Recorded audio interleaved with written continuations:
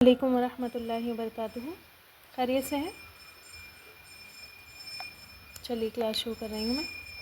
الحمد للہ رب العالمین، ان الحمد للہ نحمدہ ونستعینہ ونستغفرہ ونعوذ باللہ من شرور انفسنا ومن سیئات اعمالنا، فمن یہد اللہ فلا مضل لہ ومن یضلل فلا ہادی لہ، واشہد ان لا الہ الا اللہ وحدہ لا شریک لہ، واشہد ان محمدا عبدہ ورسولہ، فإن خیر الحدیث کتاب اللہ وخیر الہدی ہدی محمد صلی اللہ علیہ وسلم، وشر الامور محدثاتها وکل محدثۃ بدعہ وکل بدعۃ ضلالہ وکل ضلالۃ فی النار۔ فاعوذ باللہ من الشیطان الرجیم، بسم اللہ الرحمن الرحیم، رب اشرح لی صدری ویسر لی امری واحلل عقدۃ من لسانی یفقہوا قولی۔ اللہم فقہنا فی الدین، اللہم فقہنا فی الدین، اللہم فقہنا فی الدین، اللہم انفعنا بما علمتنا وعلمنا ما ینفعنا وزدنا علما۔ آیت نمبر 83 ہماری چل رہی تھی الحمدللہ، اور ہم بات کر رہے تھے کہ اللہ تعالیٰ نے جو ہے عہد کیا تھا بنی اسرائیل سے بھی اور ہم سے بھی کہ تم کیا کرو گے، لوگوں سے اچھی بات کرو گے، ٹھیک ہے۔ پھر اب آتے ہیں ہم عہد نمبر 7 پر، ٹھیک ہے، اور عہد نمبر 7 ہے اللہ تعالیٰ کا، وہ ہے وَأَقِیمُوا الصَّلَاةَ، ٹھیک ہے، تم قائم کرو گے نماز، وَآتُوا الزَّکَاةَ، اور 8واں عہد ہے کہ تم کیا ادا کرو گے، زکوٰۃ ادا کرو گے۔ اچھا آپ دیکھیں کہ یہ نماز اور زکوٰۃ کا حکم جو ہے سب سے اینڈ میں آ رہا ہے اب، ٹھیک ہے، سب سے آخر میں یہاں پر نماز اور زکوٰۃ کی بات اللہ تعالیٰ نے کی ہے۔ اور ہم کیا کرتے ہیں، ہم نماز اور زکوٰۃ کو ہی کیا سمجھ لیتے ہیں، پورا کا پورا دین سمجھ لیتے ہیں نا، کہ بس کوئی 5 وقت کی ہم نماز پڑھ رہے ہیں اور زکوٰۃ ادا کر رہے ہیں تو بس یہ کیا ہے، ہمارا دین مکمل ہو گیا ہے نا، ہم بڑے دیندار ہو گئے، ٹھیک ہے۔ کیوں دیندار ہو گئے؟ کیونکہ ہم صوم و صلات کے بہت زیادہ پابند ہیں۔ حالانکہ اگر اس آیت کی روشنی میں اب دیکھیں تو یہ آیت ہمیں کچھ اور ہی سمجھا رہی ہے نا، کچھ اور ہی طرف ہمارا کیا کر رہی ہے، دھیان لے کر جا رہی ہے، ٹھیک۔ اچھا اس کا مطلب یہ بھی نہیں ہے کہ میں یہ بات کر رہی ہوں کہ آخر میں آ رہا ہے اس کی امپورٹنس کوئی کم ہو گئی، ٹھیک ہے، نہیں، درجہ برابر کا ہی ہے، اور اگر دیکھا جائے تو سب سے اونچا ہی درجہ ہے، لیکن یہ پتہ چل رہا ہے کہ جس کو ہم کل دین سمجھتے ہیں وہ کل دین نہیں ہے، اس میں کرنے کے بہت سارے کام ہیں جو کہ ایکولی امپورٹنٹ ہے، نماز اور زکوٰۃ جتنی امپورٹنٹ ہے اتنے ہی ایکولی اور دوسرے کام بھی امپورٹنٹ ہے۔ اور وہ کیا کیا کام ہیں جو ہم پڑھ کر آ چکے ہیں؟ توحید، ٹھیک ہے، صرف اور صرف اللہ کی عبادت ہے نا، ایسا نہیں کہ آپ نماز پڑھ رہے ہیں لیکن اللہ کے ساتھ آپ نے اور بھی شریک کیے ہوئے ہیں، ٹھیک ہے، تو آپ دیندار ہیں، نہیں، بلکہ اس میں ساری عبادتوں میں آپ کی کیا ہوگی، لا تعبدون الا اللہ، ساری عبادتیں صرف اور صرف کس کے لیے ہوں گی، اللہ کے لیے ہوں گی، ٹھیک ہے۔ چاہے صرف یہ نہیں کہ نماز اللہ کے لیے ہوگی اور باقی ساری عبادتیں ہم کسی اور کے لیے بھی کر سکتے ہیں، ٹھیک ہے، روزے ہم کسی اور کے لیے بھی رکھ سکتے ہیں، اور جو ہے وہ قربانی ہم کسی اور کے لیے بھی کر سکتے ہیں، نظر نیاز ہم کسی اور کے نام کی بھی کر سکتے ہیں، ٹھیک ہے۔ تو یہ نہیں بلکہ نماز اللہ کی پڑھ رہے ہیں ہم، باقی اور دوسرے کام ہم اللہ کے علاوہ کسی اور کے لیے کر لیں، بلکہ جتنی عبادت کی قسمیں ہیں، چاہے اس میں دعا ہی کیوں نہیں شامل ہو، چاہے آپ کی صدقہ کیوں نہیں شامل ہو، آپ کی قربانی، آپ کی نظر نیاز کیوں نہیں شامل ہو، سب کے سب کس کے لیے ہوگی، اللہ کے لیے، ہر عبادت میں توحید، ٹھیک۔ پھر اس میں والدین کے ساتھ احسان بھی ہے، پھر قریبی رشتہ داروں، یتیموں اور مسکینوں کے ساتھ احسان بھی ہے، اور بات ہے نا، اچھی بات پر توجہ، ان کو ٹھیک بات کرنا، ٹھیک ہے۔ اور اس کے بعد اللہ تعالیٰ نے نماز اور زکوٰۃ کا جو ہے یہاں پر حکم دیا۔ اچھا نماز کے متعلق ایک حدیث آپ دیکھیں کہ جیسے میں ابھی آپ کو بات کر رہی تھی کہ ہم نماز کو ہی کل دین سمجھ لیتے ہیں، اور نبی کریم صلی اللہ علیہ وسلم کے وقت میں 2 بھائی تھے، ٹھیک ہے، ان میں سے ایک بندہ جو ہے 40 دن پہلے مرا ہے نا، اور یہ دونوں بھائی ہی ساتھ میں مسلمان ہوئے تھے، لیکن ایک بھائی جو ہے 40 دن پہلے اس کا انتقال ہو گیا۔ اب دونوں کا عمل ایک ہی جیسا تھا ہے نا۔ پھر آپ صلی اللہ علیہ وسلم کے سامنے پہلے مرنے والے کی بڑی تعریفیں بیان کی گئیں، ٹھیک ہے، جو پہلے مر گیا اس کی بہت تعریفیں بیان کی، تو آپ صلی اللہ علیہ وسلم نے فرمایا کہ کیا بعد میں مرنے والا مسلمان نہیں تھا، ہے نا. تم کیا جانو بعد والے کی نماز اس کے اپنے بھائی سے زیادہ اس نے پڑھی تھی، اس نے اس کو کس درجے پر پہنچا دیا. کسی کے گھر کے باہر نہر بہہ رہی ہو، دن میں وہ اس میں 5 دفعہ نہائے تو کیا اس پر کچھ میل کچیل رہ جائے گا؟ تو صحابہ اکرام نے فرمایا نہیں، بالکل بھی نہیں رہے گا، ہے نا. 5 بار کوئی نہائے تو اس میں کس طرح سے میل رہ سکتا ہے؟ تو پھر آپ صلی اللہ علیہ وسلم نے فرمایا نماز پڑھنے والا بھی ایسا ہی ہے. ٹھیک ہے، تو تمہیں کیا پتہ جس نے 40 دن کی نمازیں زیادہ پڑھی اس نے کتنا بلند مقام تک اس کو پہنچا دیا. ٹھیک ہے، تو اس کا مطلب ہے کہ ایسا نہیں ہے کہ پھر آپ انہی باتوں پر دھیان دینے لگے ہیں نا، توحید و توحید توحید رٹنے لگے، یا پھر آپ کہیں کہ ہم تو والدین کے ساتھ بڑے اچھے ہیں، کوئی بات نہیں، اگر ہماری نماز جا رہی ہے تو کوئی بات نہیں. ٹھیک ہے، جیسے کہ ایک بار شاید ہما نے پوچھا بھی تھا، ہے نا، کہ نماز پڑھنے چلا جاتا ہے گھر کے کام چھوڑ کے، ان کے بھائی وغیرہ.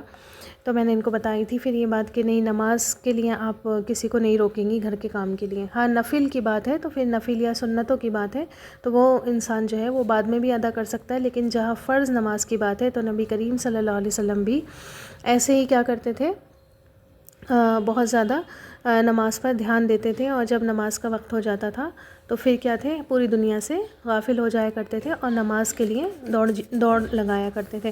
ٹھیک، تو آپ دیکھیں کہ صرف گھر کے کام کر کے سوچیں ہم کہ ہم نے تو عبادت کر لی ہے نا.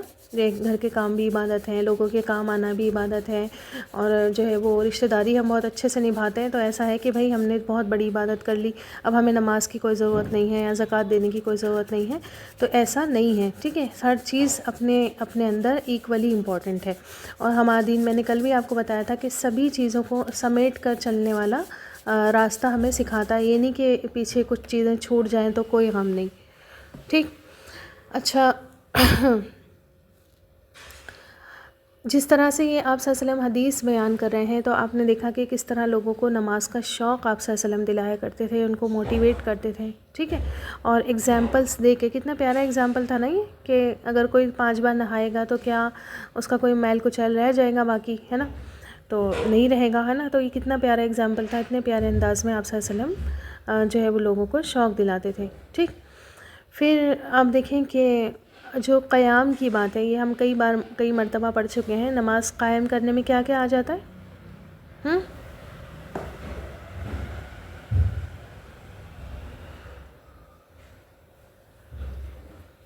جی، نماز قائم کرنے میں کیا کیا آ جاتا ہے؟ جی میم، خود بھی نماز پڑھنا اور دوسروں کو بھی نماز کی ترغیب دینا اور ٹائم پر نماز پڑھنا. اچھا، اور بھی تو بہت ساری چیزیں ہیں. وقت کی پابندی کرنا، جی، وہ کرنا جب وقت صحیح ہو. اول وقت میں. ٹھیک ہے، اور خشوع اور خضوع کے ساتھ پڑھنا ہونی چاہیے. خشوع اور خضوع کے ساتھ پڑھنا. جی، اور پاکی ہونی چاہیے نماز کی ہاں جگہ. جی، طہارت ہے نا، شرطیں پوری کرنا. ٹھیک ہے، جو نماز کی شرطیں ہیں طہارت اور قبلہ رخ کی، وہ پوری کرنا، اور نمازوں کا انتظار کرنا. ٹھیک ہے، سارے ارکان ادا کرنا. ٹھیک، کامل نماز وہ ہوتی ہے جس میں مستحبات کو بھی شامل کیا جاتا ہے. یعنی کہ جیسے آپ دیکھیں کہ مستحب کیا ہے، اگر عورتوں کی بات کریں تو نماز میں پیر ڈھکنا کیا ہے، مستحب ہے. ٹھیک ہے، آپ کے جو پیر کھلے رہتے ہیں، ساکس پہن کر نماز پڑھنا. ٹھیک ہے، تو کامل اور افضل نماز میں آ جاتا ہے. تو جو مستحب ہے نماز میں چیزیں، ان کو بھی ادا کرنا کیا آ جاتا ہے، نماز کے حسن کو بڑھا دیتا ہے. ٹھیک ہے، اور پھر آپ دیکھیں کہ ہر چیز کو پراپرلی ادا کرنا. اگر سجدہ کر رہے ہیں تو پراپر ادا کرنا، اگر کھڑے ہو رہے ہیں تو پراپر ادا کرنا، پھر رکوع کر رہے ہیں تو پراپرلی کرنا. ٹھیک ہے، ایسے نہیں کہ بس کھڑے ہوئے نہیں، بیٹھ گئے نہیں، جھک گئے. ٹھیک ہے، ہر نماز میں حکم یہ ہے کہ آپ کی جب تک ہر ہڈی برابر نہیں ہو جائے تب تک آپ دوسرا کام آگے نہیں کریں. ٹھیک ہے، مان لیجیے جیسے کہ آپ نے رکوع کیا، ٹھیک ہے، تو جب تک پورا رکوع میں آپ نہیں گئے، پورا رکوع کا آپ کا پوسچر نہیں بن گیا، تب تک آپ پڑھنا سٹارٹ نہیں کریں. ہم کیا کرتے ہیں، بس اللہ اکبر کہہ کے اور بس سبحان ربی پورا گئے نہیں ہیں رکوع میں اور ہم نے تینوں پڑھ لیا اور فوراً ہی اٹھ کے کھڑے ہو گئے. ٹھیک ہے، تو جب تک پوسچر برابر نہیں ہو جائے تو کچھ پڑھنا سٹارٹ نہیں کریں. پھر اسی طرح کھڑے ہوئے ہیں تو پورا پوسچر آپ کا ٹھیک ہو جائے، بالکل ایک ایک ہڈی اپنی جگہ پر آ جائے، پھر آپ جو ہے وہ اگلے رکن پر بڑھیں گے. اور یاد رکھیے آپ صلی اللہ علیہ وسلم نے فرمایا کہ جو نماز کا بدترین چور وہ ہے جو نماز میں چوری کرتا ہے.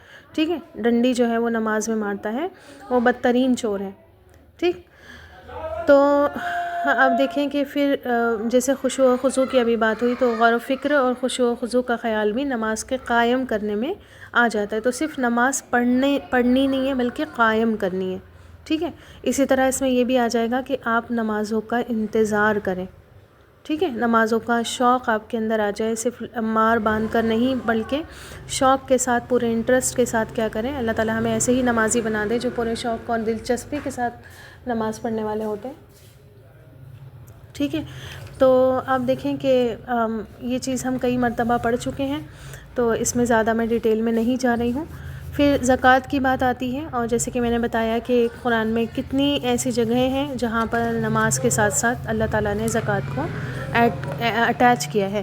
ایک بڑی حکمت جو ہمیں اس میں سمجھ میں آتی ہے، بتائیے ذرا کیوں زکوٰۃ کو اٹیچ کیا ہے ساتھ میں، اور کیا حکمت ہے اس میں؟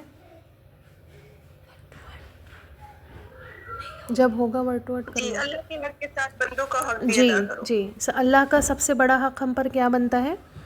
نماز، ہے نا. نماز اللہ کے حق میں سے سب سے بڑا حق ہے. اس کا مطلب نماز میں پھر سب سے بڑا حق کہہ کر سارے ہی حق اللہ تعالیٰ کے آ گئے. اسی طرح اگر بندوں کے حق کی بات کی جائے تو زکوٰۃ جو ہے وہ بندوں کے حق میں سب سے بڑا حق ہے.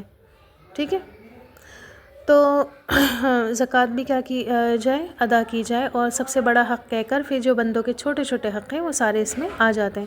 تو ایک جگہ حقوق اللہ کی بات ہو رہی ہے اور ایک جگہ حقوق العباد کی بات ہو رہی ہے. ٹھیک، تو آپ دیکھیں کہ زکوٰۃ وہی ہے جو انسان کے اوپر جو حقدار ہیں ان پر فرض کی گئی ہے. اگر وہ صاحب استطاعت ہے تو اپنے مال کا 2.5% دے گا اللہ تعالیٰ کی رضا کی خاطر. ٹھیک ہے، جس کو لینے کے کچھ حقدار ہیں، 8 کیٹیگریز ہیں. ٹھیک ہے، سورہ توبہ آئے گی تو انشاءاللہ تعالیٰ ایک ایک کر کے وہاں پہ کیٹیگریز دیکھیں گے. اور یہ جو ہے آپ کی سرکولیشن آف ویلتھ ہے. ٹھیک ہے، اللہ تعالیٰ نہیں چاہتا کہ مال اور دولت صرف ایک ہاتھ میں رہے، ہے نا.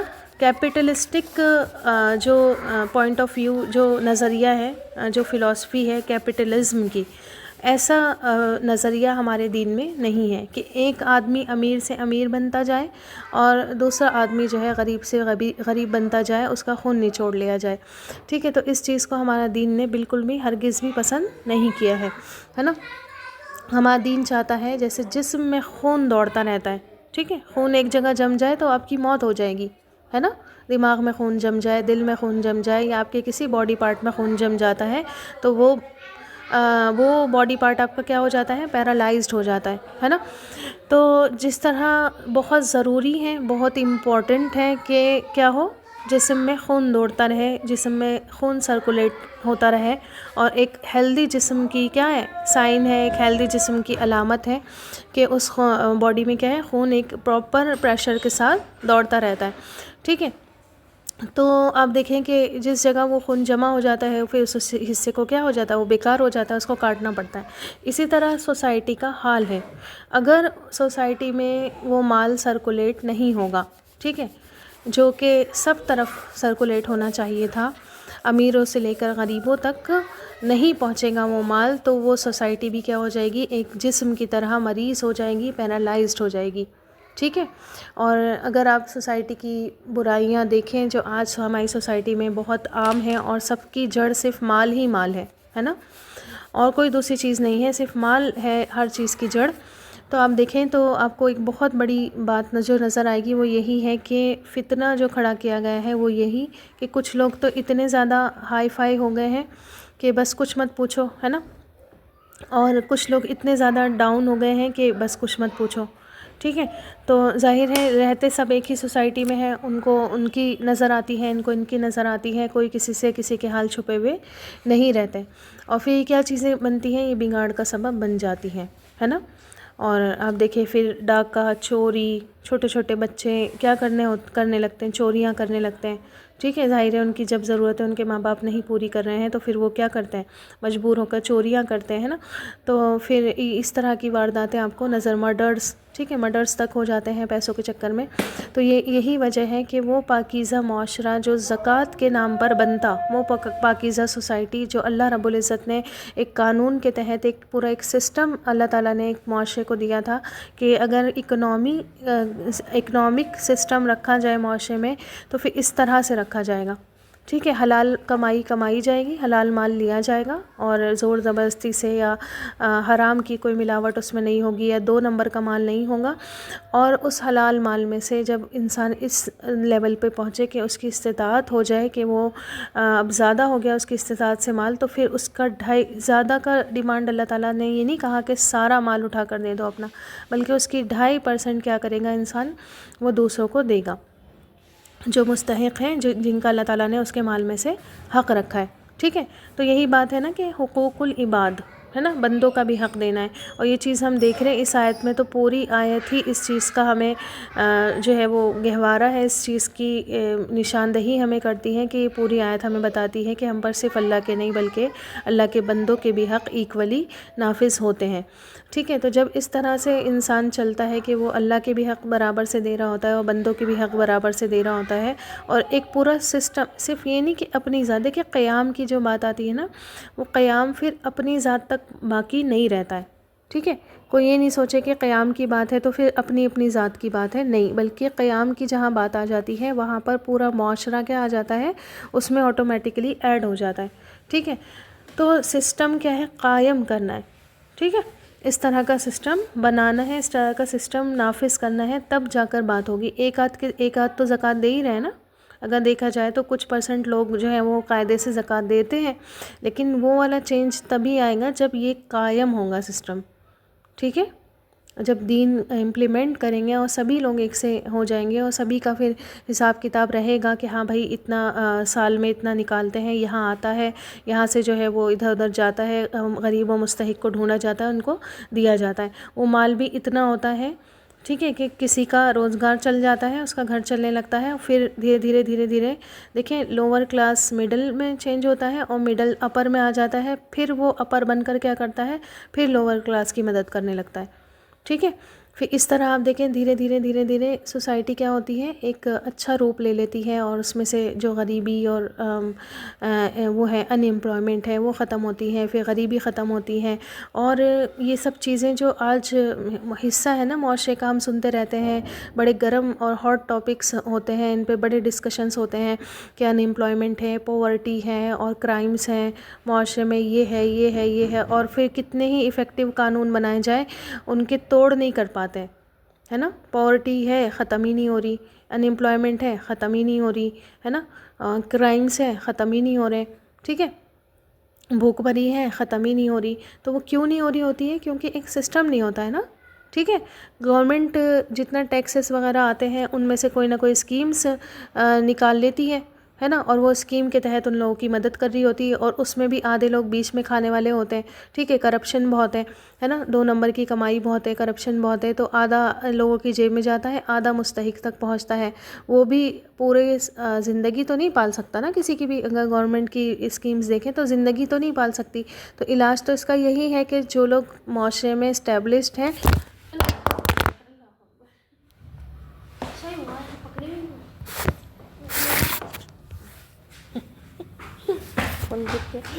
ٹھیک ہے، تو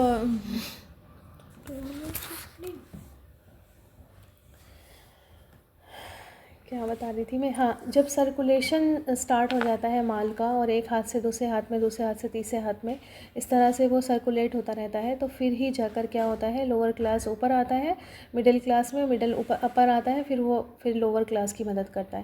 پھر کوئی ہو سکتا تھا کوئی مسلمان غریب اگر اسی حساب سے چلا جاتا تو، ہے نا. اور صحابہ کرام نے امپلیمنٹ کر کے دکھایا بھی، اور یہ چیز معاشرے کو ایگزامپل کے طور پر چھوڑ کے بھی گئے.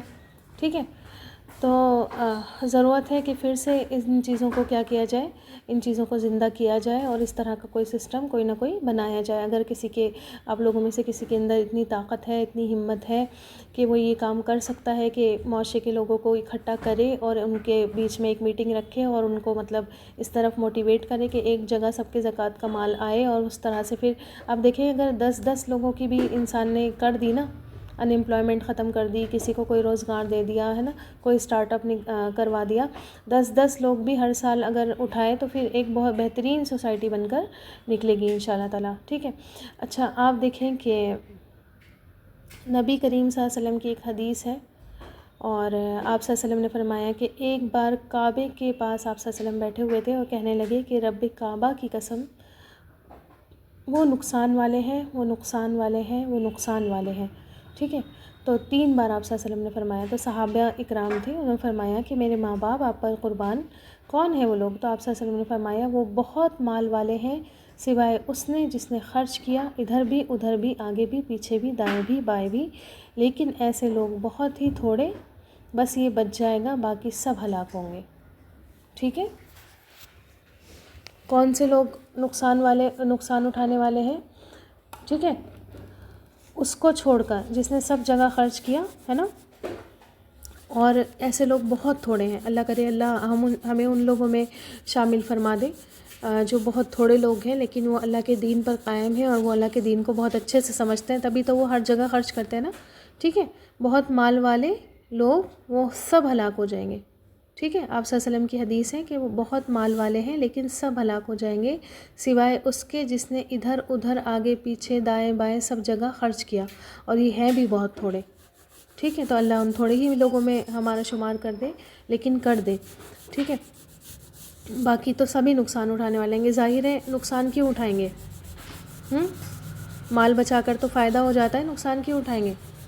مان لیجئے کسی کی 1 کروڑ کی کمائی ہے اور 2.5 لاکھ روپے اس نے نہیں دیے، تو اس کا تو فائدہ ہوں گے نا، اس کے 2.5 لاکھ بچ گئے. ٹھیک ہے. تو پھر نقصان کی بات یہاں پر کیوں کی گئی؟ دیکھیے دونوں طرف دنیا میں بھی نقصان اٹھاتا ہے انسان. کیوں؟ کیونکہ آپ دیکھیں ظاہر ہے اگر مال خرچ نہیں کر رہا ہے اور بچا کر رکھ رہا ہے تو چھوڑ کے تو جانا ہی ہے اسے، ہو گیا نا نقصان. ٹھیک ہے. یا پھر کوئی بیماری آ گئی اس میں خرچ کر دے گا، کہیں نہ کہیں تو دے گا. ایسا نہیں ہے کہ مال باقی ہاتھوں میں ہی رہے گا. مال آٹومیٹکلی، مال کو نا دولت کہتے ہیں نا، دولت دول سے نکلا ہے، اور دول کہتے ہی الٹنے پلٹنے کو، پھرنے کو ہے. ٹھیک ہے. تو دولت جو ہے نا، دولت کو دول کہتے اس لیے کہ وہ جو ہے سرکولیٹ کرتی رہتی ہے. تو دولت آپ کے ہاتھ میں نہیں رہتی، آگے میں سمجھ میں ادھر ادھر ہوتی رہتی ہے. آپ اپنے اوپر نہیں خرچ کر رہے ہیں، کیا پتہ کوئی بیماری آ جائے، کرنی ہی پڑے گی. پھر دنیا تو سبھی کو چھوڑ کر جانی ہے، یہ تو کوئی نہیں کہتا کہ ہم دنیا میں ہی رہیں گے، یا اگر دنیا سے گئے تو اپنا سارا مال اپنی قبر میں لے جائیں گے. ایسا کوئی کہتا ہے؟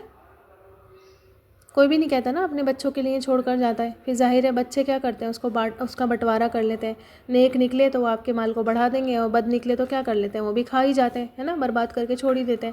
تو ظاہر ہے ہلاک ہو گیا دنیا میں بھی انسان، نقصان میں تو دنیا میں بھی رہا. ٹھیک ہے. اور ظاہر ہے آخرت میں تو اس کا وبال چکھے گا. آپ کو پتہ ہے نا کہ وہ جو زکوٰۃ نہیں دیتا ہے قیامت کے دن اس کا مال گنجا سا بن کر اس کے اوپر کیا ہو جائے گا، مسلط ہو جائے گا، ہے نا، اور اس کو ڈستا رہے گا اور کہے گا میں تیرا وہ مال ہوں جو جس کی تو نے زکوٰۃ نہیں نکالی تھی. پھر سورہ توبہ میں آتا ہے، ٹھیک ہے، شاید آیت نمبر 36 وغیرہ ہے، 35 یا 36 آیت ہے. تو وہاں پر کہ جو لوگ سونا چاندی جمع کرتے ہیں اور اس کی زکوٰۃ نہیں نکالتے ہیں تو قیامت کے دن اس سونے اور چاندی کو کیا کرا جائے گا. دیکھیں یہ خاص طور پر ہمارے لیے ہیں، کیونکہ زیور پہنتا کون ہے؟ زیور عورتیں ہی پہنتی ہیں. ٹھیک ہے. اور وہ جو زیور کی زکوٰۃ والی حدیث ہے نا، وہ اللہ کے نبی صلی اللہ علیہ وسلم نے عورت سے ہی فرمائی تھی. ٹھیک ہے. کڑا تھا ایک عورت کے ہاتھ میں سونے کا، تو آپ صلی اللہ علیہ وسلم نے فرمایا تھا کہ اس کی زکوٰۃ دیتی ہو یا نہیں دیتی ہو. اگر نہیں دیتی ہو تو پھر قیامت کے دن یہ پگھلا کر تمہارے چہرے اور تمہاری پیٹھیں اس سے داغی جائیں گی. ٹھیک ہے. تو اسی وجہ سے کہا گیا ہے کہ اگر زیور کی زکوٰۃ دینی ہے اور اگر کوئی نہیں دے سکتا پھر اس زیور کو بیچ دے اور پھر اس سے زکوٰۃ ادا کریں. ٹھیک ہے. تو عورتوں کے لیے ہے یہ بات کہ نہیں دی تو آگ میں لے جانے کا باعث ہوگی. سورۃ التوبہ آیت شاید 35 یا 36 ہے. تو اب وہاں پر دیکھیں اللہ تعالیٰ فرماتے ہیں کہ جنہوں نے زکوٰۃ نہیں دی، جمع کر کر کے رکھا اپنا یہ زیور اور سونا چاندی، تو پھر کیا ہوگا، قیامت کے دن اس کے اس مال کو پگھلایا جائے گا، ٹھیک ہے، اس زیور کو پگھلایا جائے گا اور اسی سے اس کے چہرے اور پیٹھوں کو داغا جائے گا، ٹھیک ہے، اسی سے جلایا جائے گا۔ تو پھر آپ دیکھیں کہ زکوٰۃ کا یہ اصول بھی نہیں ہے کہ آپ سارے ہی سال صدقہ کرتے رہیں اور آپ کہیں ہم نے دے تو دیا صدقہ، یہ اصول زکوٰۃ کا نہیں ہے، بلکہ یہ تو آپ کا صدقہ ہی کاؤنٹ ہو جائے گا، ٹھیک ہے، آپ سارے سال دیتے رہیں زکوٰۃ، آپ کا صدقہ کاؤنٹ ہو جائے گا وہ، لیکن آپ کی زکوٰۃ کاؤنٹ نہیں ہوگی، ٹھیک ہے۔ اب زکوٰۃ اصول کیا ہے، آپ کس طرح سے اپنی زکوٰۃ نکالیں گے کہ ہجری کیلنڈر، ٹھیک ہے،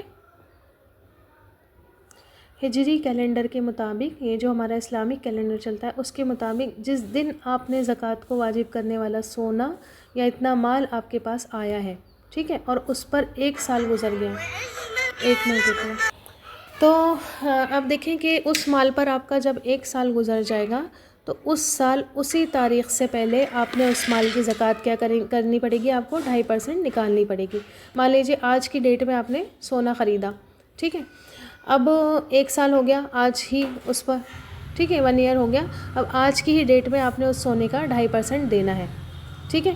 اچھا آپ دیکھیں کہ بہت ساری فائدے بھی ہوتے ہیں، جیسے ہم ہر چیز کا فائدہ پڑھ ہی رہے ہیں، اور دیکھیں انسان کا ایک فطرت ہوتی ہے نا کہ جب تک فائدہ نہیں حاصل ہو رہا ہوتا ہے تو تب تک کیا ہے، وہ کام نہیں کرتا کوئی، ٹھیک۔ تو سب سے پہلے تو انسان اللہ کی رحمت کے سائے میں جاتا ہے، پھر مال کا شر دور ہوتا ہے نا، مال میں اگر کہیں سے ملاوٹ آ گئی ہے یا ہر چیز کیئر کرنے کے باوجود آپ کو ایسا لگ رہا ہے کہ اللہ نہ کرے کوئی حرام مل گیا ہے اس میں، تو اس کا جو وبال ہے وہ بھی کیا ہو جاتا ہے، دور ہو جاتا ہے، ٹھیک ہے۔ اور جو انسان خوش دلی سے پورے اچھے دل کے ساتھ زکوٰۃ دیتا ہے، اللہ تعالیٰ نے اس کے لیے جنت کا وعدہ کیا ہے، ٹھیک ہے۔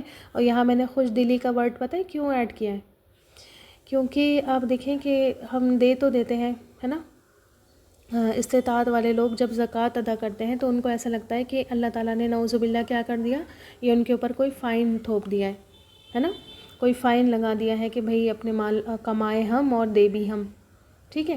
تو یہ والی فیلنگز جو ہے انسان کے اندر کیا ہو جاتی ہے، ڈیولپ ہو جاتی ہے، ٹھیک۔ تو آپ دیکھیں کہ اور یہ بدو بھی کرتے تھے جب آپ صلی اللہ علیہ وسلم مدینہ میں تھے، اور مدینہ کے آس پاس کے جو بدو لوگ تھے، ٹھیک ہے، تو ان کی آپ کو قرآن میں آیت ملے گی، قرآن میں ان کا قول ملے گا، تو ان کو ایسا لگتا تھا کہ ہمارے اوپر نا یہ فائن ڈال دیا گیا ہے، ٹھیک ہے، پنشمنٹ ہمارے اوپر ڈال دی گئی ہے، وہ بڑا دل مار کر وہ دیتے تھے۔ اور بعد میں آپ نے دیکھا، ہم عشرہ مبشرہ پڑھ رہے ہیں، حضرت ابو بکر رضی اللہ تعالیٰ عنہ خلیفہ بنے ہیں، تو یہی لوگ جو دل مار کر زکوٰۃ ادا کر رہے تھے، انہوں نے کیا کرا، جب ان کے اوپر سے سختی ہٹی، جب انہوں نے دیکھا کہ آپ صلی اللہ علیہ وسلم اب ہے نہیں ہمارے بیچ، تو انہوں نے زکوٰۃ ہی دینے سے کیا کر دیا تھا، منع کر دیا تھا، ہے نا، بالکل ڈینائی کر دیا تھا کہ ہم نہیں دیں گے۔ اب وہ آپ صلی اللہ علیہ وسلم کے زمانے کی آیتیں تھیں اور اس زمانے میں دینے کا حکم تھا، اب اس زمانے میں ہم نہیں دیں گے۔ جی، تو میں بتا رہی تھی کہ جب انہوں نے انکار کیا تو پھر حضرت ابو بکر نے ان کے خلاف کیا کیا تھا، تلوار بھی اٹھائی تھی، ہے نا۔ تو کیونکہ یہ بہت مین سمجھ لیجیے پلرز میں سے ہے نا زکوٰۃ، ٹھیک ہے، اور اگر کوئی بنیادوں کو ہلائے گا تو پھر اس کے خلاف کیا ہے، تلوار اٹھانے کا بھی حکم ہے۔ تو خوش دلی سے جو زکوٰۃ دے گا، اور ظاہر ہے آپ دیکھیں کہ یہ کیا ہوتا ہے، مال سے انسان کی محبت ہوتی ہے نا، ٹھیک ہے، اللہ تعالیٰ نے قرآن میں بھی فرمایا ہے، پھر اللہ کے نبی صلی اللہ علیہ وسلم نے امت کا فتنہ اس چیز کو کہا ہے۔ تو ظاہر ہے جب انسان محنت کرتا ہے اور محنت کے پیسے کما کر لے کر آتا ہے تو پھر اس کو دیتے ہوئے کیا ہوتی ہے، ظاہر ہے دل تھوڑا چھوٹا ہوتا ہے نا، ٹھیک ہے، لیکن اگر اللہ کا حکم سمجھ کے اور پوری خوش دلی کے ساتھ انسان اپنے اس فریضے کو ادا کرتا ہے، دین کی اس بنیاد پر کیا کرتا ہے، عمل کرتا ہے، تو ظاہر ہے اللہ تعالیٰ بھی اس کے مال کو تو رکھیں گے نہیں، ٹھیک ہے۔ تو اللہ تعالیٰ پھر کیا کرتے ہیں، اس سے اس کی جنت کا وعدہ کر لیتے ہیں، ٹھیک۔ اچھا اب کیا ہوا، اللہ تعالیٰ بنی اسرائیل سے فرما رہے ہیں ثم تولیتم الا قلیلا منکم وانتم معرضون، ٹھیک ہے، پھر تم کیا ہو گئے، پھر گئے، اور سوائے تھوڑوں کے، یعنی کہ ان میں سے بہت کم ایسے تھے جنہوں نے مانا اور ان سارے پوائنٹس کو، ان سارے عہدوں کو نبھایا، اور باقی کسی نے یہ عہد نہیں نبھائے، ٹھیک ہے۔ یہ چھوٹے سے چند سمجھ لیجیے 8 چیزیں ہم نے پڑھی ہیں، یہ 8 عہد، یہ 8 فنڈامنٹلز جس میں زیادہ کوئی محنت کا کام نہیں تھا، یہ بھی لوگوں سے نہیں مانے گئے، زیادہ تر کیا ہو گئے، ریٹرنڈ اوے، ٹھیک ہے، انہوں نے پرواہ ہی نہیں کی اللہ تعالیٰ کے حکم کی. ٹھیک ہے، یہ جو تولا ہے نا، واو لام اور یا اس کا روٹ ورڈ ہے. اور تولا کہتے ہیں کسی چیز کو پیٹھ دکھا کر چلے جانے کو. ٹھیک ہے، اور یہ تولا جو ہوتا ہے اعراض کرنے سے زیادہ، اعراض ہوتا ہے منہ موڑنا. ٹھیک ہے، منہ موڑنا. اور اعراض جو ہے وہ کبھی جسم سے ہوتا ہے، ٹھیک ہے، اور کبھی دل سے ہی ہو جاتا ہے. ٹھیک ہے، دل سے اعراض کر رہے ہیں، دل سے بچ رہے ہیں. ٹھیک، آگے بڑھنے سے جو ہے وہ کترا رہے ہیں، کترانا جس کو کہتے ہیں. ٹھیک ہے، لیکن اعراض جو ہے نا وہ پیٹھ پھیر کر چلے جانے کو کہتے ہیں. ٹھیک ہے، پیٹ پھیری اور چلے گا، یہ اور زیادہ مزید کیا ہوتی ہے، اس میں سیریسنس آ جاتی ہے. تو تولا کے بعد اس لیے دیکھیں آپ کے اعراض آیا، یعنی کہ عملی بھی پھر گئے.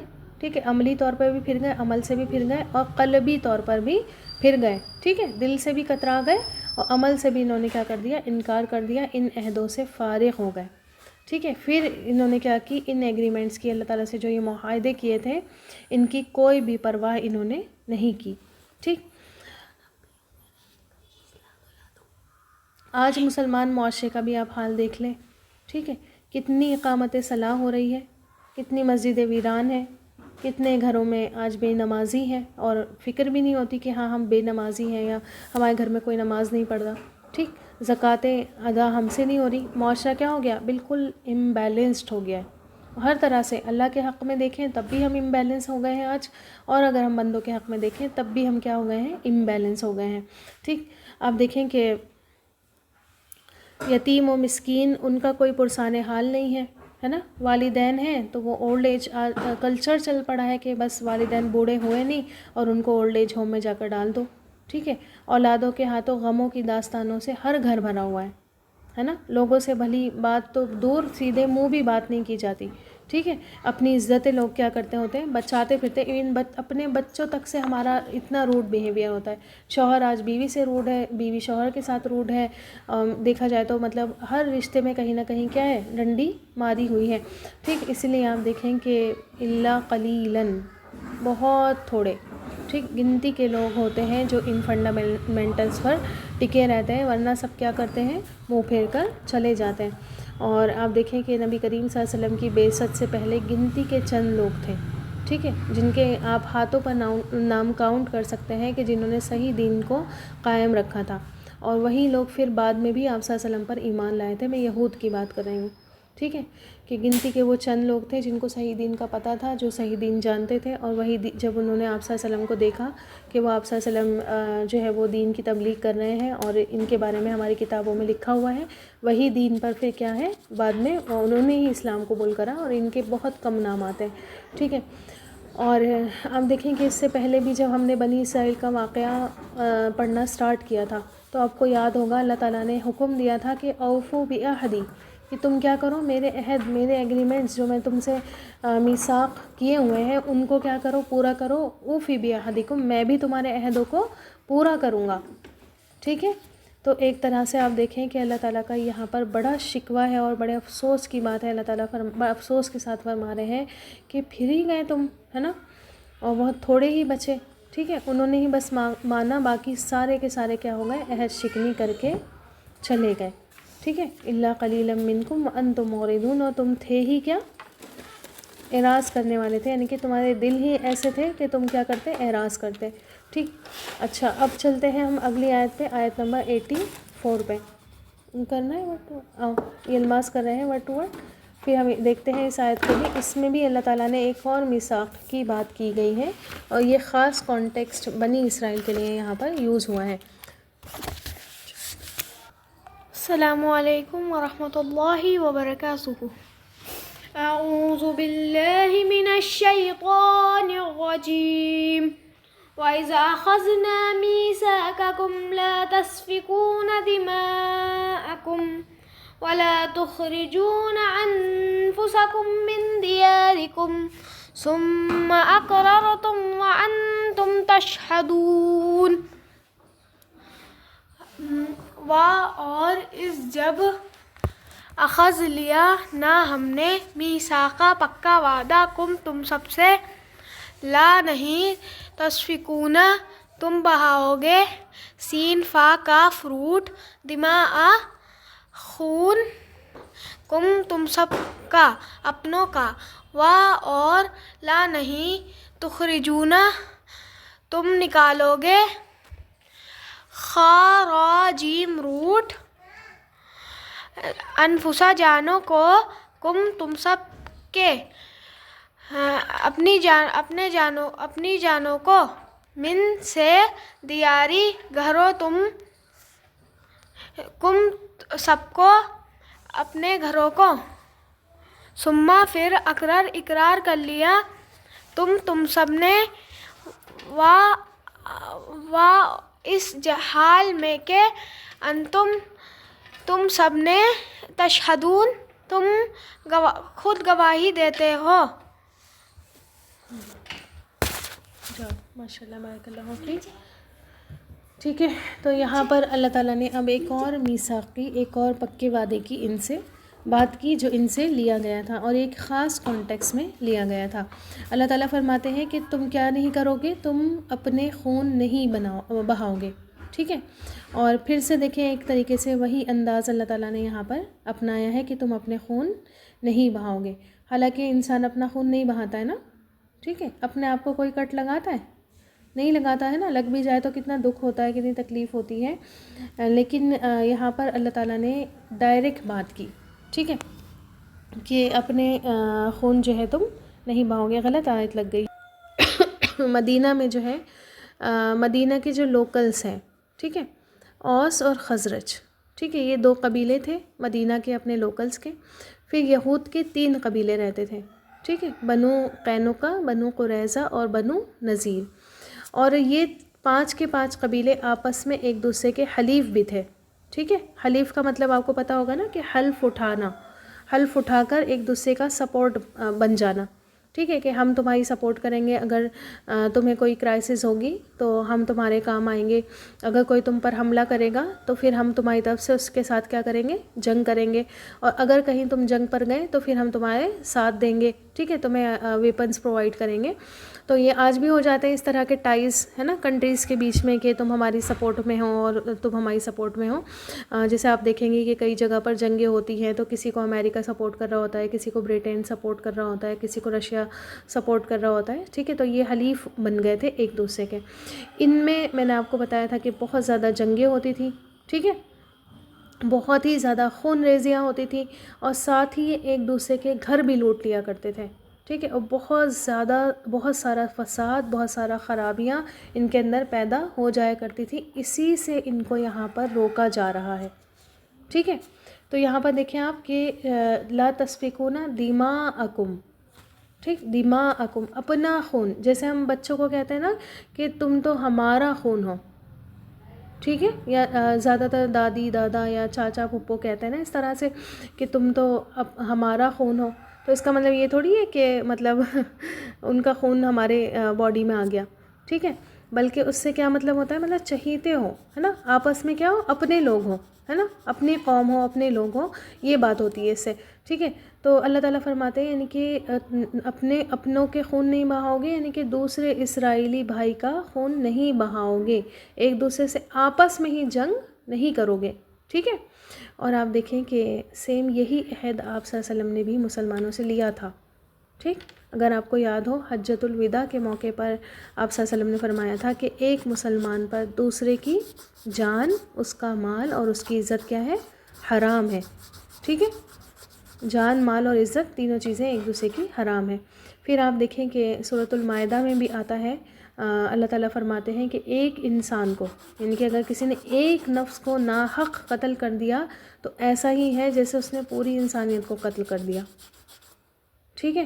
پھر سورۃ النساء میں بھی آتا ہے کہ جو کسی کو جان بوجھ کر قتل کرے گا اس پر اللہ کا غضب، اللہ کی لعنت ہمیشہ کے لیے جہنم میں جلے گا، اور اللہ نے اس کے لیے بہت بڑا عذاب تیار کر کے رکھا ہوا ہے، ٹھیک ہے۔ آج آپ دیکھ لیں اسلامی قانون نہیں ہے نافذ، ہے نا، اسلام کا قانون نہیں چل رہا ہے، جہاں پر ہونا چاہیے تھا وہاں پر بھی اسلامی قانون آپ کو نظر نہیں آ رہا ہے، ٹھیک ہے۔ اور دنیا کے تمام قانون مل کر بھی اس خون خرابے کو کنٹرول نہیں کر پا رہے، اتنا بلڈ شیڈ ہے، اتنی خون کی ندیاں بہہ رہی ہیں، کبھی کبھار تو آپ دیکھیں کہ دیکھنے کو بھی دل نہیں چاہتا، کہیں دل چاہتا ہے دیکھنے کو. بہت زیادہ جب ہم خون خرابے دیکھ لیتے ہیں تو ہمارا دل کیا کرنے لگتا ہے، بس کہتے ہیں ہم بند کر دو، اس کو نہیں دیکھا جا رہا ہے نا. حالانکہ دیکھنا چاہیے، تبھی تو آپ کو کسی کے احساس کا اندازہ ہوگا. لیکن آپ دیکھیں کہ جب اتنا بلڈ شیڈ دیکھتے ہیں تو ہمارا دل اندر سے خراب ہونے لگتا ہے، خون کی ندیاں بہہ رہی ہوتی ہیں نا. آج انسان کی جان ایک مرغی کی جان سے بھی سستی ہو گئی ہے. ایک مرغی کو مارنا پسند نہیں ہے، ایک بلی کو مارنا پسند نہیں ہے، ایک کتے کو مارنا پسند نہیں ہے. ایون بیچ میں تو میں نے یہ سنا تھا کہ شاید چوہوں کو بھی مارنے کو الاؤڈ نہیں کیا گیا ہے. چوہوں کا بھی آ رہا تھا کہ بتائیں آپ کی مطلب ایک چوہے کی جان اتنی مہنگی ہو گئی ہے اور ایک انسان کی جان آج اتنی سستی ہو گئی ہے. آج جانوروں کو مار دو، جانوروں کو ہٹ کر دو، سالوں سال ٹرائلز لگے چلتے رہتے ہیں، ہے نا.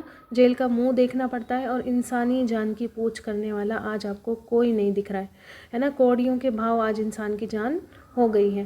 ٹھیک ہے. اور آپ دیکھیں کہ بہت زیادہ تکلیف تو اس وقت ہوتی ہے جب ایک مسلمان ہی مسلمان کا، بھائی بھائی کا، باپ بیٹے کا، بیٹا باپ کا خون بہا رہا ہوتا ہے نا. یہ کتنے افسوس کا مقام ہے. نیوز پیپر میں دیکھ کر جو ہے وہ دل بھر آتا ہے کہ یہ مطلب یہ تو نہیں ہونا چاہیے تھا نا.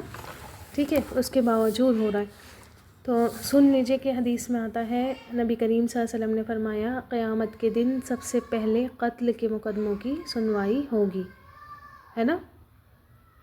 تو یعنی کہ اتنا سنگین جرم ہے یہ قتل اور غارت گری اور خون بہانا اللہ تعالیٰ کے نزدیک، کہ اللہ تعالیٰ سب کچھ چھوڑ کے سب سے پہلے جو کورٹ لگے گا، اور کورٹ میں جو سب سے پہلے کیسز آئیں گے وہ سارے کے سارے قتل کے کیسز آئیں گے. ٹھیک ہے.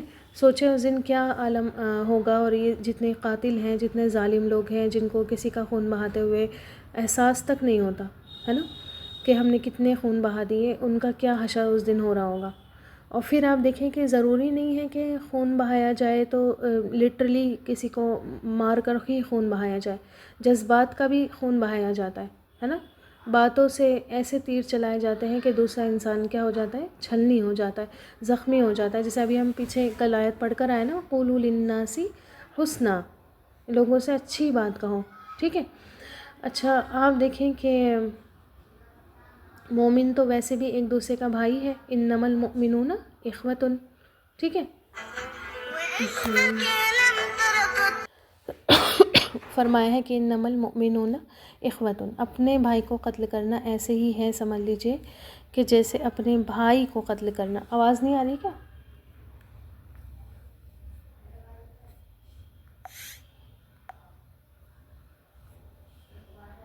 اچھا ٹھیک ہے. تو اب دیکھیں کہ ہماری شریعت کے نا کچھ مقصد ہیں. ٹھیک ہے. خاص طور پر جن کو مقاصد خمسہ کہا جاتا ہے. ٹھیک ہے. مقاصد خمسہ، خمس کہتے ہیں 5 کو. ٹھیک ہے. 5 مقاصد ہیں جو بہت مین ہیں اور جو پوری انسانیت کے لیے ہیں. ٹھیک ہے. اور جس کا دھیان ہر مسلمان کو رکھنا ہی رکھنا ہے، ہر حال میں رکھنا ہے. اور علماء کہتے ہیں کہ کوئی بھی نبی ایسا نہیں آیا جس کو یہ 5 حکم نہیں دیے گئے ہوں. یعنی کہ اس کا مطلب ہے یہ یونیورسل قانون ہے اللہ تعالیٰ کا. یہ جو مقاصد خمسہ بھی میں بتاؤں گی 1 بائی 1 کر کے 5، اس کا مطلب کہ یہ اللہ تعالیٰ کا ہمیشہ کا قانون ہے جو اللہ تعالیٰ نے ہر شریعت میں دیا ہے. کوئی ایسا نبی نہیں، کتنے سارے نبی آئے ہیں دنیا میں، کوئی بھی ایسا نہیں آیا ہے جس نے یہ قانون نہیں بتائے ہوں، جس نے یہ حکم نہیں دیے گئے ہوں. سب سے پہلے انسانوں کے دین کی حفاظت. ٹھیک ہے. جیسے کہ اس سے پہلے بھی شاید عشرہ مبشرہ والی کلاس میں میں نے آپ کو بتایا تھا کہ ریلیجس رائٹس. ٹھیک ہے. انسانوں کے دین کی حفاظت، ان کو ان کی مذہبی آزادی دی جائے. جس کو جو مذہب فالو کرنا ہے وہ کرے. ٹھیک ہے.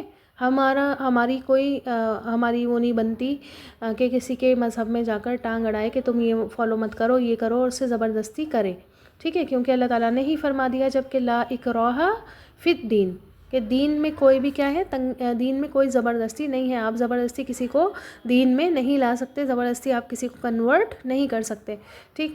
تو پہلا مقصد کیا ہے ہماری شریعت کا، کہ انسانوں کے دین کی حفاظت ہو. دوسرا مقصد ہے انسانوں کی جان کی حفاظت ہو. ٹھیک ہے. جان بھی کیا ہو، پروٹیکٹ رہے. پھر تیسرا ہے عزت کی حفاظت ہو. ان کی عزتوں کی، ان کی عصمتوں کی حفاظت ہو. ظاہر ہے آپ دیکھیں کبھی کبھی انسان جان کی اتنی اپنی پرواہ نہیں کرتا جتنی عزت کی پرواہ کرتا ہے. ٹھیک ہے.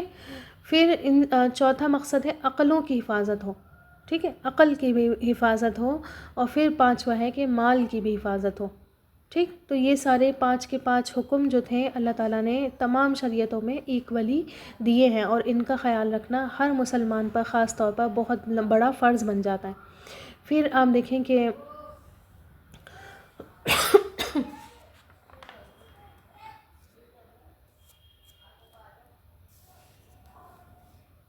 یہ بنی اسرائیل سے جو اللہ تعالیٰ بات کر رہے ہیں کہ آپس میں تم ایک دوسرے کے خون نہیں بہاؤ گے، تو یہ کیسے بہا رہے تھے؟ ایک دوسرے کو جا کے قتل کر رہے تھے کیا؟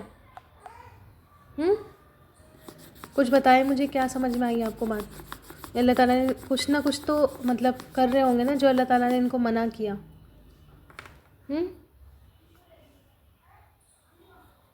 دیکھیے میں نے آپ کو کیا بتایا تھا کہ اوس اور خزرج آپس میں کیا تھے؟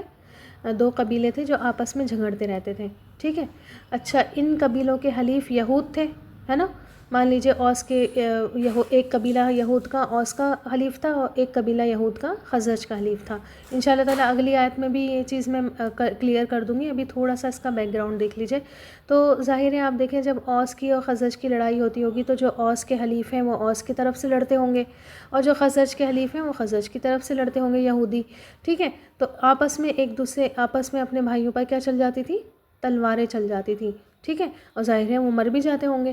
ٹھیک، تو اس وجہ سے ان کو کیا کیا گیا؟ اس باتوں سے روکا گیا تھا کہ تم آپس میں ایک دوسرے کو قتل نہیں کرو گے. کیونکہ آپ دیکھیں کسی بھی معاشرے کے لیے کہتے ہیں نا کہ گھر کا بھیدی کیا کرے؟ لنکا ڈھائے. یہ آپ نے محاورہ سن رکھا ہوگا کہ گھر کا بھیدی لنکا ڈھائے. تو کسی بھی معاشرے میں جو بگاڑ باہر سے آتا ہے وہ تو آتا ہی ہے، لیکن جو اندر کا بگاڑ ہوتا ہے نا وہ سب سے زیادہ بھاری ہوتا ہے. ٹھیک ہے، اندر سے جو انسان کے بگاڑ شروع ہو جاتا ہے، آپس میں جو انسان کے فساد شروع ہو جاتا ہے، وہ سب سے زیادہ سیویئر ہوتا ہے. ٹھیک ہے، کہتے ہیں نا لوگ کہ ہمیں دشمنوں کی کیا ضرورت ہے، ہمارے تو اپنے ہی گھر میں دشمن ہے، کہتے ہیں نا. ٹھیک ہے، ہمیں کون کیا ستائے گا، ہمیں کون کیا پریشان کرے گا، ہمیں تو ہمارے گھر ہی والے اتنا ستا رہے ہیں، اتنا پریشان کر رہے ہیں کرتا ہے. ٹھیک ہے، اور یہ بالکل حقیقت باتیں ہوتی ہیں، ہے نا. اور یہ سی چیزیں ہم کیا کرتے ہیں، نوٹس بھی کرتے ہیں کہ جہاں گھر میں سے انسان کے بگاڑ ہوتا ہے تو پھر معاشرے میں اگر کچھ بگاڑ ہو یا نہیں ہو، اپنے آپ ہی کیا ہو جاتی ہے، سوسائٹی بگڑنا شروع ہو جاتی ہے. انڈیویجولی طور پر بھی کیا ہوتا ہے، بہت بڑا فساد مچ جاتا ہے. اسی لیے آپس میں خون ریزی کو منع کیا گیا.